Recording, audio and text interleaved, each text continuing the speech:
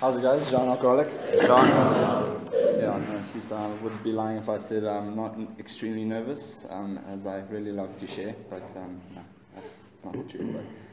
But, look, I only have one story and I need to hand it over. So, yeah, I'm originally born in South Africa, Joburg to be exact, and I grew up in Zimbabwe. You know, like I was born on the 17th of the 10th in 1988, and yeah, my family at the time, you know, my mom was married to my dad at the same, well, obviously, and you know, growing up for the first few years as I can remember, it was, you know, being a kid, I only remember my mom and dad's marriage as, you know, fighting, arguing, screaming and shouting at each other, and, you know, which obviously led to a divorce. And, you know, I do remember a lot of the downfalls of what a divorce brings into a family. And, you know, being as young as I was, you know, growing up, should I say, I fed off that. You know, I used it as excuses to justify my behavior, which I'll get into now. And, you know, growing up, you know, yes, my parents got divorced at a young age. I was only 5,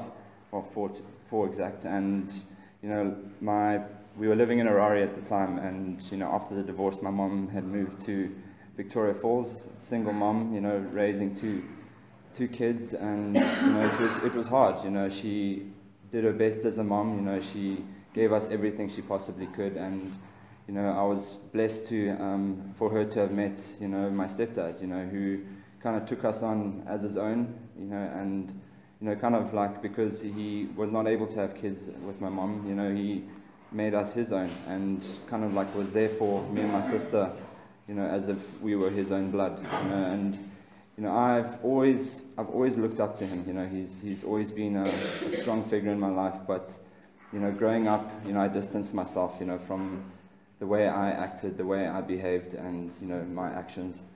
You know, going through school, I remember, you know, being really young, and, you know, I think the first experience I ever had, you know, from dishonesty was a simple chocolate being stolen out of a fridge, you know, and I lied about it. I blamed it on my sister, and I was very good at it. So obviously my mother believed me.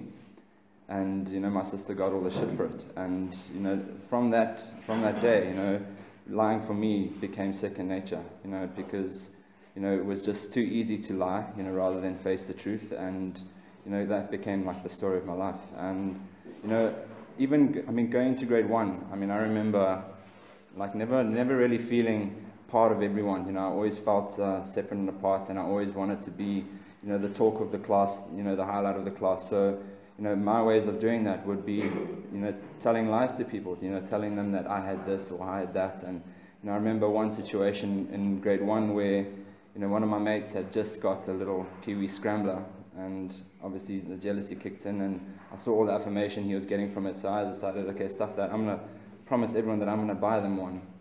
You know, like, I told them that, like, my parents are going to organize you all this amazing little scrambler, and, you know, the affirmation and the attention I got from that was, you know, it was overwhelming, and I enjoyed it, you know. And so obviously that never happened, but I lived in that moment of, you know, feeling the attention from everyone that I was getting, and I was only in grade 1, you know. So, you know, going out through school, you know, I made friends, but I never really felt part of the group. I always felt separate.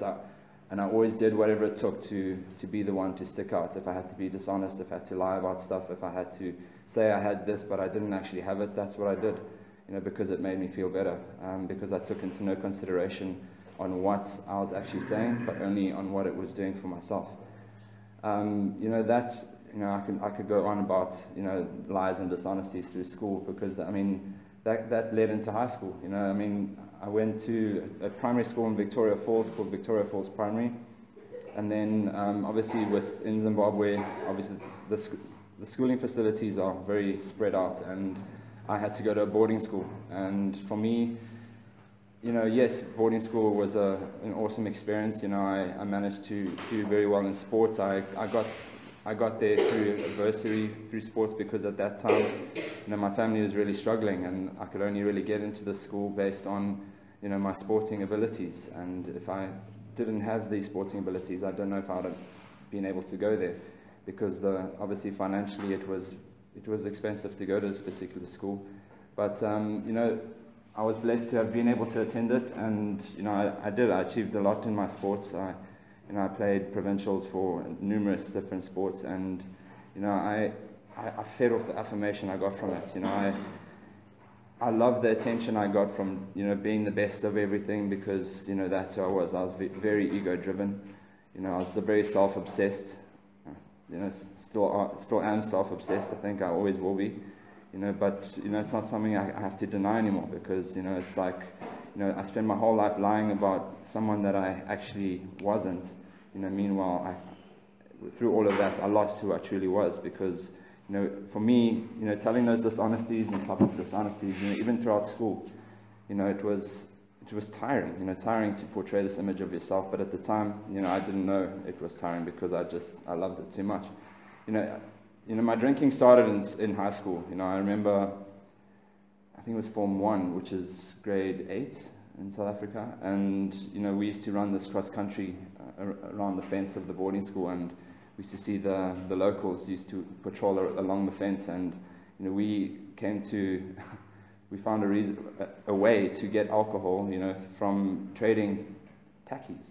You know, so we would go, well, myself, I would go leave a pair of tackies outside the fence, make a deal with the guy, and the next day I'd go and I'd find a bottle of cane or a bottle of vodka there, you know, because, you know, I always made a plan. You know, it was, I think the first time I actually tried alcohol, I was in grade 7, but I tried it to the extent that, you know, it made me feel better. It took me out of this nervousness that I'd feel around people. You know, it made me feel better. And, you know, going into high school, especially a boarding school where, you know, there's nothing really to do but, you know, play sports, try and learn something in class, and, you know, get up to shit. And that's what I did. You know, I spent my whole high school career, you know, getting up to mischief, whether it was smuggling booze into school, you know, drinking through classes, you know, because, you know, for me, the experience that that feeling I felt, you know, drinking, it took me away from, it gave me confidence. It gave me confidence in a sense that I felt I could be myself, but, you know, I didn't even know myself then. And like I was always too shy to approach people and speak to people, but, you know, whenever I drank, I was like, the attention. And, you know, I fed off that. You know, I love that feeling, and I'd do anything to keep it up. You know, going through school, this escalated and became worse and worse. And, you know, I was always the one to, you know, be the last one to stop. You know, I was always not the person drinking 1 or 2. I was the one drinking a bottle or half a bottle extra than everybody else. You know, because I just loved that feeling. And I never really realized it. I thought I was just being a young, mischievous guy in school like everybody else. But, you know, I couldn't see the extents that I was going to in order to get this. You know, I remember being in boarding school, taking money from mates and, you know, making sure that I had the money for that particular, you know, booze that I was looking for. And, you know, I always made a plan. You know, I would use my manipulative ways, you know, my charm around people, and, you know, just the dishonesties to make sure I always had it. And it escalated. You know, I became very dishonest with friends, you know, friends that were very close to me from even in high school. You know, and yeah, it became debaucherous through high school, because whenever I'd go out, I would get myself into not just a drunk, but I'd get myself into a debaucherous state. And, you know, for me, I used to justify it as I'm just a kid, I'm having fun, but, you know, the reality of it is everybody else would be better off than I was. But I would just go and do it again. You know, they wouldn't be able to have that break. I was just looking for the next party every single time. Because we would have to stay in boarding school for 3 weeks at a time, then we'd go out home.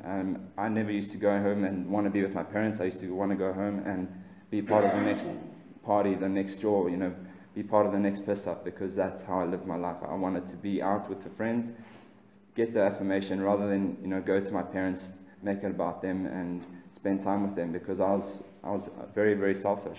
You know, my whole way of living the life that I lived, you know, was very selfish. And, you know, this extent, I mean, I finished school in Form 4, you know, after O-levels, and, you know, like, my parents didn't quite know what to do with me, because, you know, by this stage I created so much havoc just in a boarding school that, you know, we decided to look into going overseas to, you know, sign up with the Royal Marines.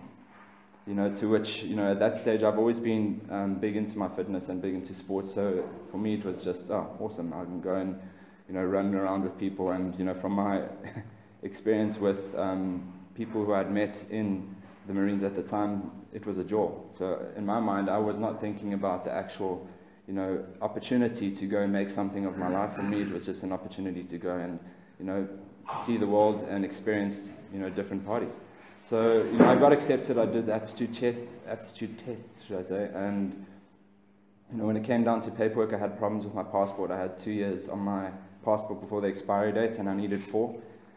So in the process of reapplying for a new passport, it took a lot longer than I'd hoped. But at the same time, I used this opportunity to go and have fun, you know, in a sense of partying it up in London, you know, because for me, coming from a small town in Vic Falls to the big open world in London, you know, for someone like me, that's just a recipe for disaster, you know. But at that time, I was not aware of it. For me, many of my mates had that opportunity to go over to London and make something of themselves, and they did.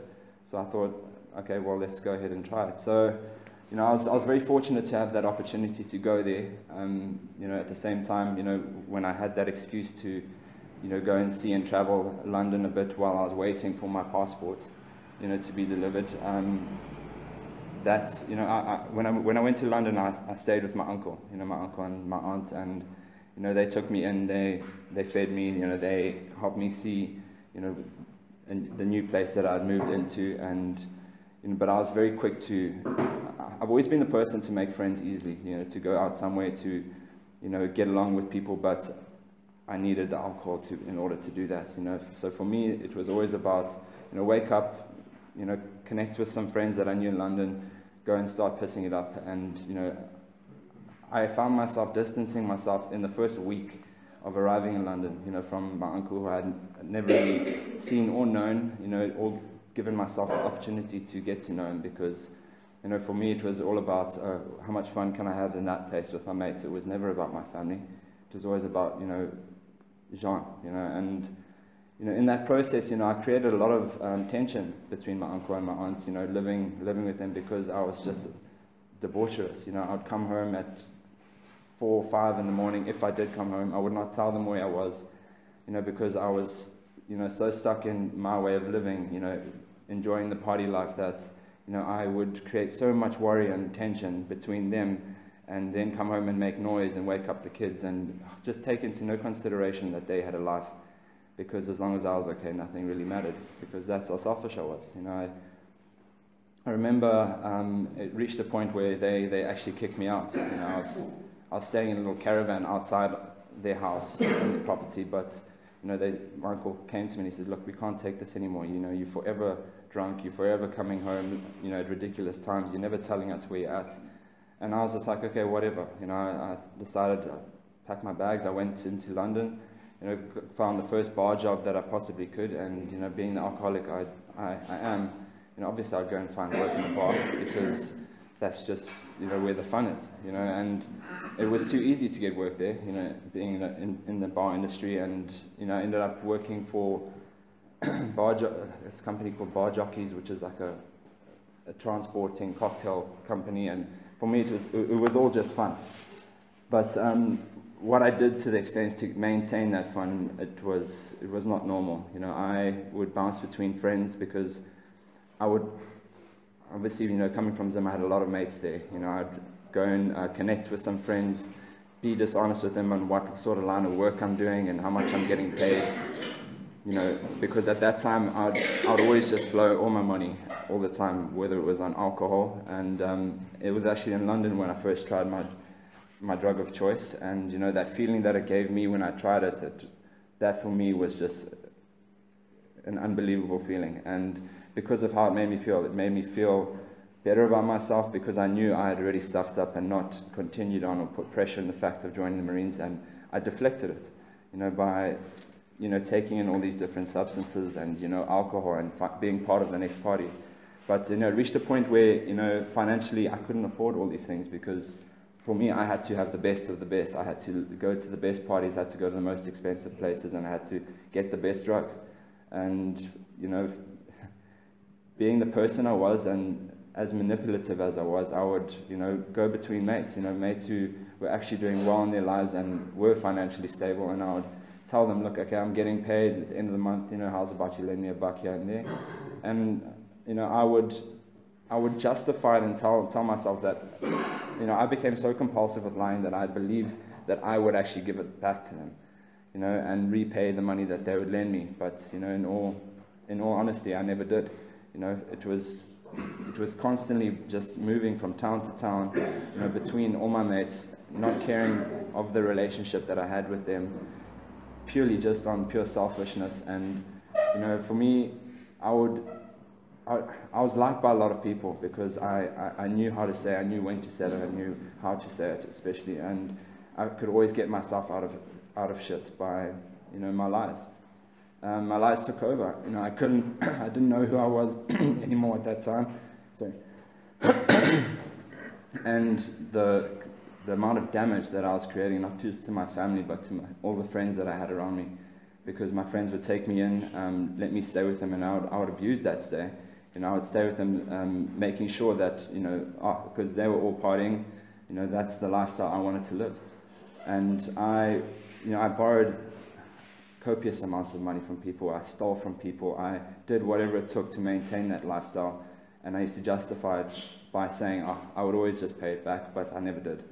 I was a thief. I stole from people that I loved, in order to, feed my habits and my drugs of choices and, the alcohol problem that I'd not known I had at that time. And, this went into relationships, when I was in London. I would be so dishonest with the ladies that I'd date. I loved the attention I would get from them, and I would, tell them that, I'm this.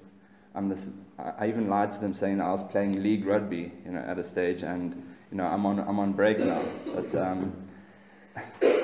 I would be so good at telling these lies because, being part of the fitness, I could justify it because, they saw I was keeping fit, and I used to take advantage of that. I remember, I was dating a girl there for a while, and, she had lost her dad. It was about 2 years before I had met her, and she got inherited a substantial amount of money, and I saw this as an opportunity to, take advantage of that and, live a lavish lifestyle. But it was never my lifestyle, it was hers. And I just kind of slipped in there and I took advantage of that. I would say, let's go out on dates, let's go out for dinner. But meanwhile, I'm busy withdrawing money from her credit card, keep making it as if that money is mine, and, taking her out on these awesome dates with her own money. I mean, it was absurd. But I would convince myself that it was normal because in a way I was giving it back to her. Crazy, but that's the person that I was then, and the extents that I'd go to. Now I'd take into no consideration that she had just introduced me to her family. The family would love me because I'd always know what to say. I'd always know how to treat them right. Come out right, but not. What can I say? The motives were never pure. It was always just to feed my habits, and I eventually. Not just with her, but with mates, started stealing more and more and more, and it escalated to a point where it became so unmanageable that at one stage I had no place to stay. I did not reach out to my family. I did not let my family know where I was, purely out of pure ego, because I didn't want to pick up the phone and tell my mom, listen, I've fucked up, because my ego was more important. I didn't contact my mom for a stage. I think it was for like 6 months.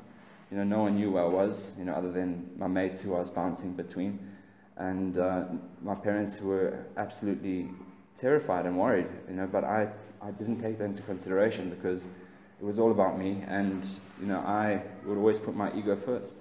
I didn't care what my family were thinking or what they were going through, because as long as I was fine and as long as I was getting my fix and as long as I was living the lifestyle that I was, everything was fine to me. And it got to a point where, the way I used to use and the way I used to drink got to a point where the first time I hit a blackout, I woke up in an ICU. I didn't know how I got there. Just woke up with a whole bunch of drips in me, and I was oblivious to the fact of what had actually happened.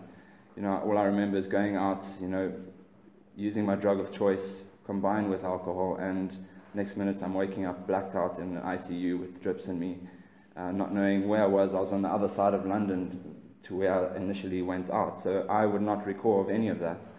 But being the alcoholic I am, I would say, oh, shit happens, it's just one of those things. Get up. I mean, that one particular time, I literally just woke up, took everything off me, and I just literally walked out the place.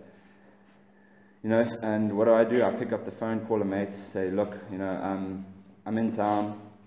Never told them the fact that I've just walked out of an ICU. I went to, get my bags, and I'd, go into their lifestyle. They would, I haven't seen them in years, and take me in as if I was mates from home. Let's have a good time.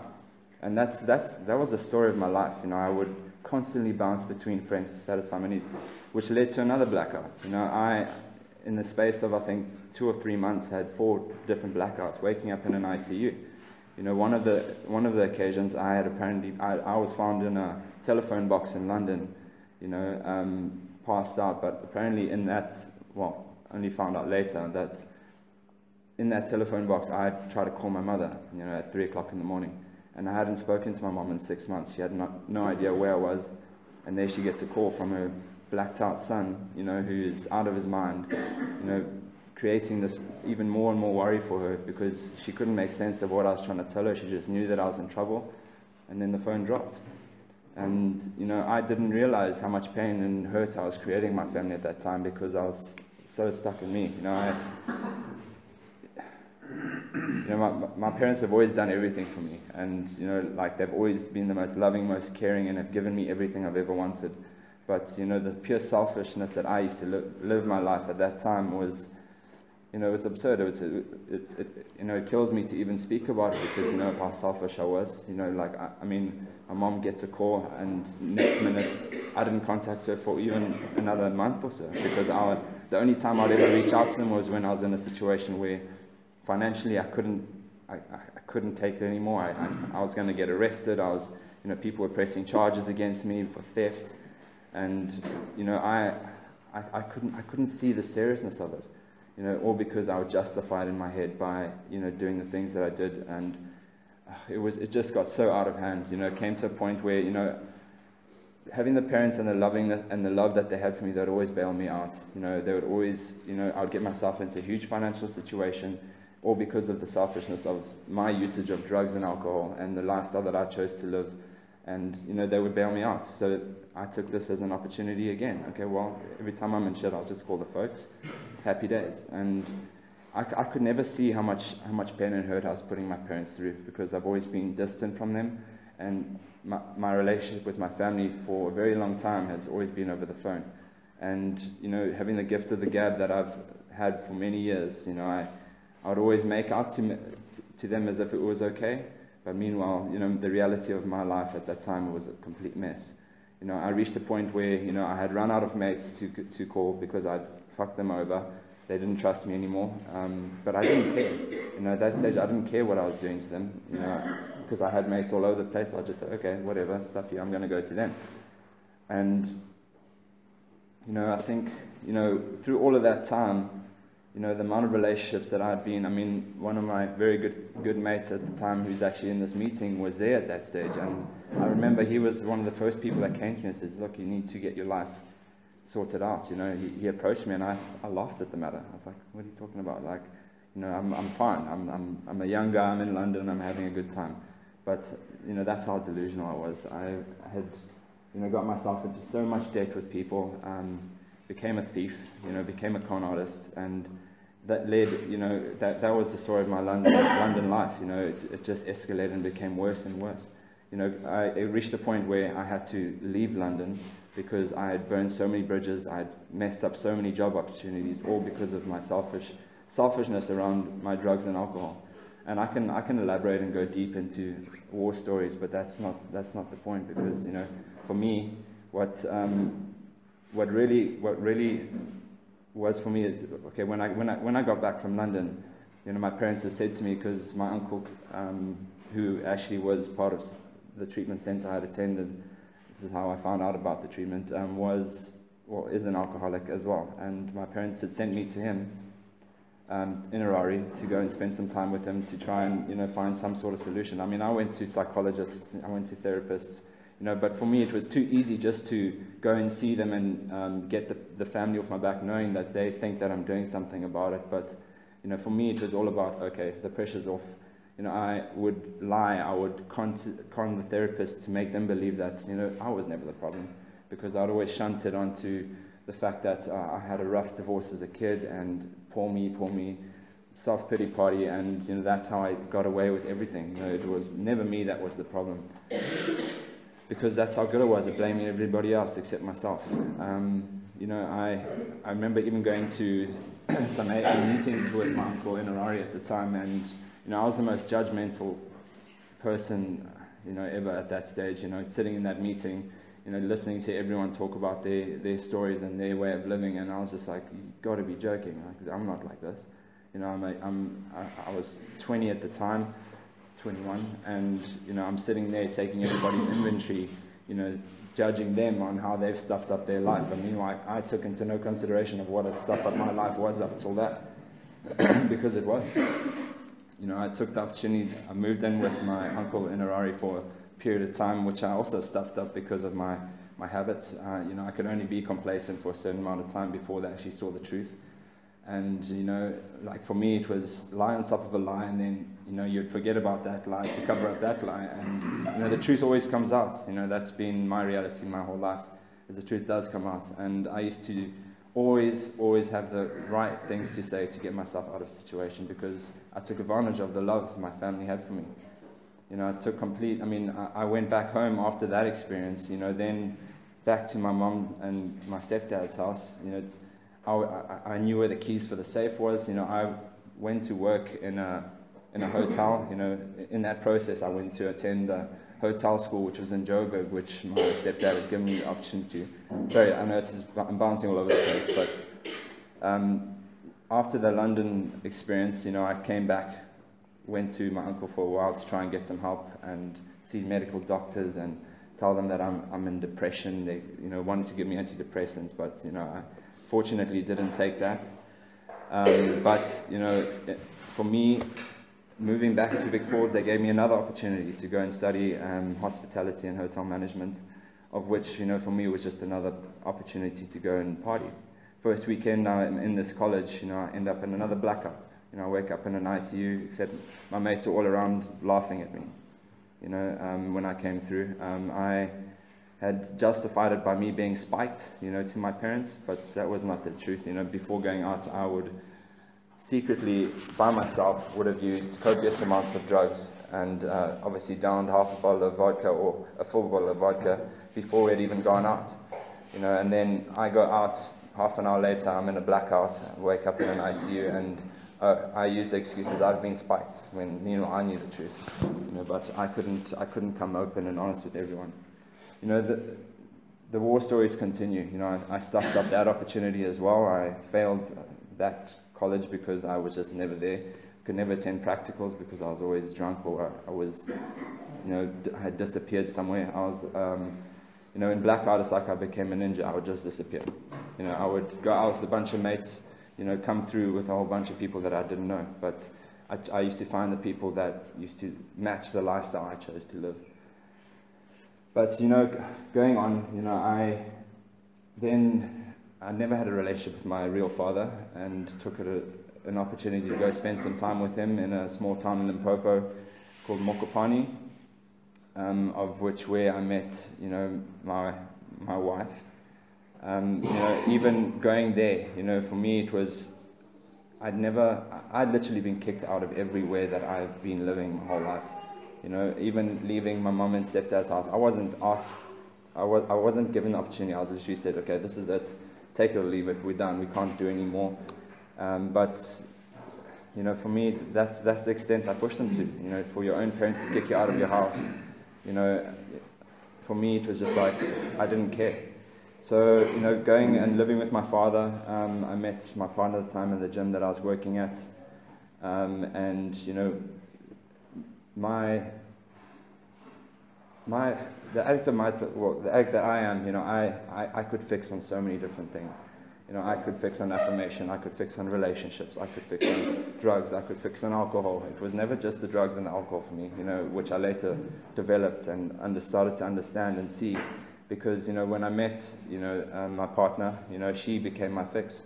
You know, for me, it made me feel part of something, because my whole life I never felt part of something. And the attention and the affirmation I would get from, you know, portraying this image of an amazing partner, this amazing guy who gave her everything. But meanwhile, how was I portraying that image? You know, I was busy. Yes, I would be working, but I would get myself into so much of a financial strain, because I would try and take on this role of being a partner, but providing. But my way of providing would be go and con this circle out of money, you know, take money from this person and give out. Because for me, I would justify stealing everybody else's money and being a con artist by the attention, and justify it by saying, okay, look, I'm providing, I'm giving this lady an amazing life, and, you know, I fed off that. You know, even to a point, you know, yes, we, later on, we had a baby boy together, my son Jaden, of which, you know, it was everything to me, is everything to me. And, you know, I just wanted to give everything. You know, that feeling I got from being a dad, a husband, you know, because obviously after we had found out that she fell pregnant, I got engaged, I proposed to her. And, you know, I fed off that. You know, I loved being part of something, and I would do whatever it takes to withstand that image of myself. You know, I would con my clients out of money, I would rob them blind, all just to provide and withstand this image of myself. Meanwhile, I think I'm being a good parent or a good husband. Meanwhile, I'm taking advantage of everybody else around me who actually trusts me to provide this lifestyle for them. And this escalated. You know, I'm not going to sit too much in that part, because it got worse and worse, you know, the further on it got. I had so many opportunities and so many amazing clients that I used to just completely, you know, I went to the extent of, you know, even using my own stepdad's company to defraud clients of mine out of a holiday, you know, to get money to keep this image of myself. You know, my ego was so through the roof, I could never just admit to anyone or to anything that I ever had a problem. You know, I would justify what I did, you know, by buying my kids expensive things, putting them in expensive schools, buying or renting the most lavish places, because that's what made me feel good. I got the same rush out of doing that as I did from doing copious amounts of drugs or drinking alcohol. You know, because for me, it wasn't just the drugs and alcohol. My behavior is what, you know, pushed me to my breaking point. You know, so for me, it's this disease that I've finally figured out that I have. You know, you know, knowing that it's not just the drugs and alcohol. I could never place myself really, because I didn't understand what addiction or alcoholism was. You know, I remember there was a time where, you know, one of my clients said, sorry, I must fast forward this one. Okay, I'm going to go into, okay, obviously I had led my wife and my kids onto this lifestyle that I couldn't portray, of which I ruined many people's lives in the process. And, you know, coming into treatment, reaching a point where I couldn't place myself anymore. I didn't know who I was. I didn't know my purpose. You know, I knew I had a problem, but I didn't know how to solve it. I didn't know how to fix it. So, you know, I reached out. You know, I reached out to the family, and, you know, they were so fed up with my shit. You know, I was going to get locked up. I was going to either end up on the streets, high or drunk somewhere, if I hadn't have, you know, come out, you know, at that particular time that I did. But for me, you know, my marriage was, you know, what I thought was real, you know, became reality, you know, coming into treatment. I remember coming to treatment, not knowing who I was, you know, not having any form of higher power, because, you know, for me I was my own higher power. It was always my way or the highway, and, you know, that's what I believed in. I was a very self-willed, you know, egotistical person that didn't care about anyone but myself. And, you know, coming into treatment, you know, not knowing the seriousness of my actual problem, you know, for it being exposed to me the way that it did through my life story, through concern groups, through, you know, just the whole process of the 12 steps that helped me see the true reality of the person that I am and the seriousness of this disease that I have. And if I didn't have the willingness to change, you know, who I was at that time, you know, nothing for me would have ever changed. You know, so yes, you know, I remember a good friend of mine who's actually a client, one day said to me, had I ever cheated on my wife? And I said to him, no, I haven't cheated on her at all, never physically. And he said to me, no, but that's dishonest, because, she fell in love with someone that was never you, and that's the truth.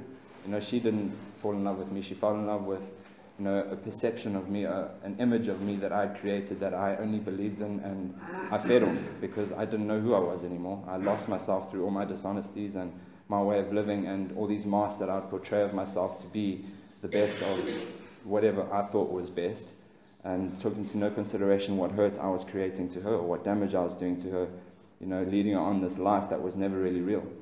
I have 2 beautiful kids, with her, and I'll forever be grateful for that, because, for me, I remember changing my kids' nappies, telling them that I promised I would change, but I physically could not. I would be in tears half the time speaking to them, but I knew I couldn't do it myself. No matter how many promises I'd make to them, even if it was just a personal one-on-one conversation, I physically could not change my way of living until coming into treatment. I initially came in for 3 months, was advised, with this outcome and the realization of what my marriage actually was, was advised to stay an extra month, and I did. It's been exceptionally difficult for me being away from my kids for as long as it has been, but at the same time, it's freed them from a marriage that was never real, the toxicity, the codependency that we had between each other, because for me, I couldn't go back into something to make me feel better. I had to put them first, and for the first time in my life, being able to make it about others and not myself. I remember going to visit them, and the feeling I got, visiting them, even if it was just for that weekend, it made me realize the appreciation I actually had for them that I never had. Because yes, I'd always be present, but I'd be so stuck in my head and so full of the shit that I created for myself that I would not appreciate my 2 beautiful kids for who they actually are today, and I'm grateful for. I know I've gone on. I didn't realize the time about everything, and I'm grateful to be where I am today, because if it wasn't for me coming to treatment when I did, and for things turning out the way that it has today, and having a higher power and a sponsor that's helped guide me to where I am today, I don't know where I would have been. My kids wouldn't have had a father. So I've just received so many gifts, coming into 1 year, like I'm general manager of a gym, which I never thought would be possible. I've got awesome relationships with people. I'm able to be honest about who I am, where I'm from, and what I've been through, and just accept me for who I am, and know that I'm an alcoholic. I'm not perfect. I may make fuck-ups, but I can humiliate myself and admit to them, rather than constantly live in denial. And I think the best gift that I've been given is the ability to be a father to my kids again. For me, I distanced myself so much, and if I continued living the way that I was, I would have never been there for them. And, it would have taken their happiness away. I'm going through a divorce at the moment, and a divorce is never easy, but at the same time, it's just the way it was supposed to be, because, I'm not going to go and put my kids through a relationship or a lifestyle that's going to create an uncomfortable life for them, So I had to have the willingness through all the hard situations that I've had to face, going through a divorce. But, yes, I've been extremely angry with my partner and her way of acting, but I can't be angry at her, because what have I put that woman through, our whole relationship?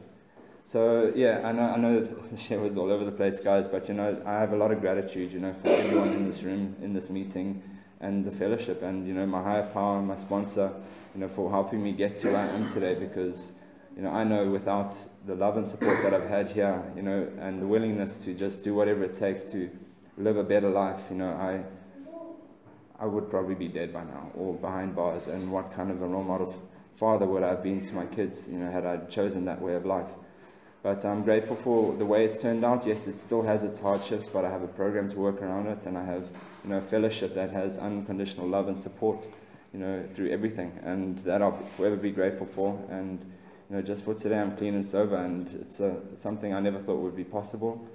And I'm going to leave it at that, and thanks for letting me share.